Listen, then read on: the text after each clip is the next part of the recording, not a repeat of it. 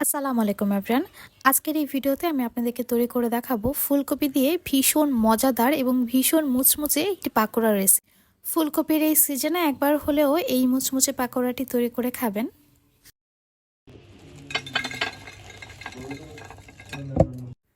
আশা করছি আমার আজকের এই রেসিপিটি আপনাদের সবার খুব ভালো লাগবে।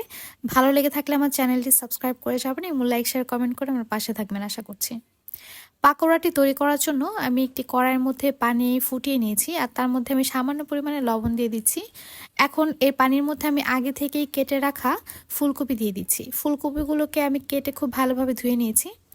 এই ফুলকপিগুলোকে এই ফুটন্ত গরম পানিতে 3 থেকে 4 মিনিটের মতো সেদ্ধ করে নেব।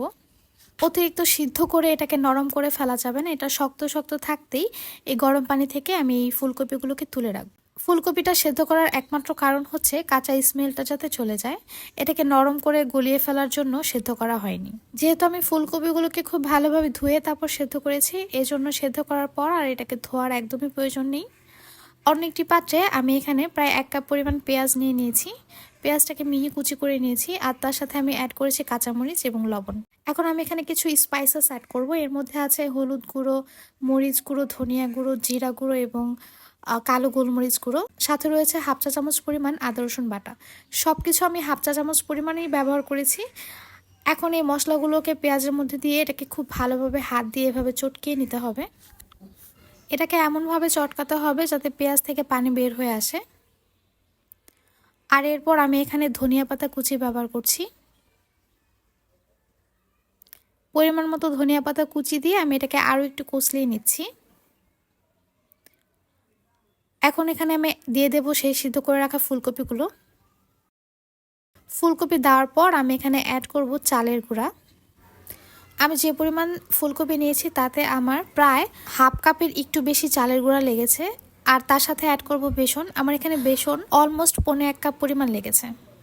এখানে এক্সাক্ট মেজারমেন্টটা কিন্তু বলা যাবে না, কারণ পরবর্তীতে আরও একটু বেসন এবং চালের গুঁড়ার প্রয়োজন পড়তে পারে। সেটা যখন আমি এটাকে মাখিয়ে নেব তখন মাখানোর পর বুঝতে হবে এখানে আরও লাগবে কিনা। তো আমি চালের গুঁড়া এবং বেসন দিয়ে এটাকে খুব ভালোভাবে হাত দিয়ে আস্তে আস্তে করে মেখে নিয়েছি। আর তারপর আমি এখানে আরও একটু চালের গুঁড়ো এবং বেসন অ্যাড করেছি। যতক্ষণ না পর্যন্ত মনে হবে ফুলকপিটা খুব ভালোভাবে চালের গুঁড়া এবং বেসনের সাথে কোটিং হয়ে গিয়েছে ততক্ষণ পর্যন্ত এটাকে মিশিয়ে নিতে হবে এবং প্রয়োজন পড়লে চালের গুঁড়া এবং বেসন আবারও ব্যবহার করতে হবে। তো আমার টোটাল এখানে প্রায় 1.25 কাপ পরিমাণ চালের গুঁড়া এবং 1.25 কাপ পরিমাণ বেসন লেগেছে। চেষ্টা করবেন চালের গুঁড়া এবং বেসনের পরিমাণটা সমান রাখতে, এতে করে এটা ক্রিস্পি হবে এবং খেতেও ভালো লাগবে। অতিরিক্ত বেসন দিলে কিন্তু সেটা ভালো হয় না। আমি এর মধ্যে কিন্তু একটু পানিও অ্যাড করে নিয়েছিলাম, এতে করে এটা খুব ভালোভাবে কোটিং হয়েছে। এখন এই ফুলকপিগুলোকে আমি তেলের মধ্যে ভেজে নেব। প্রথমে তেলটাকে খুব ভালোভাবে গরম করে নিয়েছি আর তারপর চুলার আঁচটা একটু কমিয়ে দিয়েছি। আর এরপর ফুলকপিগুলোকে আমি তেলের মধ্যে এখন ভেজে নেব। এই ফুলকপিগুলোকে যত সময় নিয়ে ভাজবেন এটা ততটাই ক্রিস্পি হবে, এই জন্য চুলার আঁচটা একটু কমিয়ে দিয়ে ভাজতে হবে। এইভাবে এই পাকোড়াটি তৈরি করলে আপনার বাসায় ছোট থেকে বড় সবাই কিন্তু বেশ পছন্দ করবে, কারণ এটা খেতে কিন্তু ভীষণ মজা হয়। ফুলকপির কালারটা যখন এমন হয়ে আসবে তখন এগুলোকে আমি তেল থেকে তুলে ফেলবো। এর চেয়ে বেশি ভাজা যাবে না, তখন এটা পুড়ে যাবে আর তিতা হয়ে যাবে। এরকম সুন্দর একটা কালার চলে আসলেই কিন্তু ফুলকপিগুলোকে তেল থেকে তুলে ফেলতে হবে।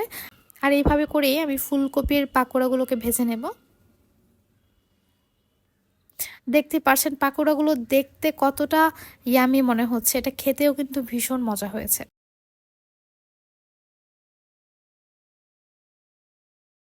ফুলকপির পাকোড়াগুলো ভাজা হয়ে গেলে এর মধ্যে আমি কিছুটা চাট মশলা দিয়ে দিচ্ছি আর দিয়ে দিচ্ছি কিছুটা চিলি ফ্লেক্স। এখন এটাকে খুব ভালোভাবে ফুলকপির পাকোড়ার সাথে মাখিয়ে নিচ্ছি।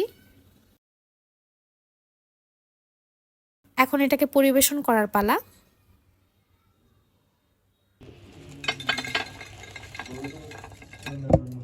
এই আওয়াজটা শুনেই হয়তো আপনারা বুঝতে পেরেছেন এটা কতটা ক্রিস্পি হয়েছে। আশা করছি রেসিপিটি আপনাদের সবার খুব ভালো লেগেছে।